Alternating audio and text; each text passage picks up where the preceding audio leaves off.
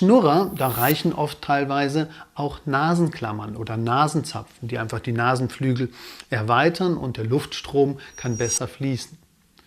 Bei Apnoen haben Sie eher Atemaussetzer. Das ist eine starke Form. Da helfen oft Protrusionsschienen, die man mit dem Zahnarzt oder mit dem Schlaflabor abstimmen kann.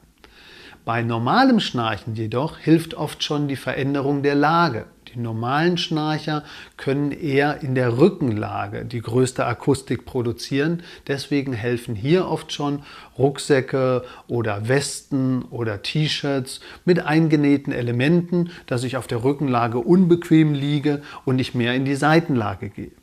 Für diese Lageverhinderung gibt es auch elektronische Helfer, die machen einen kleinen Stromschlag und versuchen mehr oder weniger während der Nacht die Liegeposition zu verändern. Das sind kleine Hilfen fürs Schnurren, Schnarchen und Apnoe. Versuchen Sie aber jederzeit, wenn Sie unsicher sind, Rücksprache zu halten mit einem Schlafmediziner oder mit Ihrem Hausarzt, um abzuklären, habe ich wirklich Atemaussetzer während der Nacht oder ist es einfach nur eine akustische Belästigung. In dem Sinne, allzeit guten Schlaf, Ihr Markus Kaiser.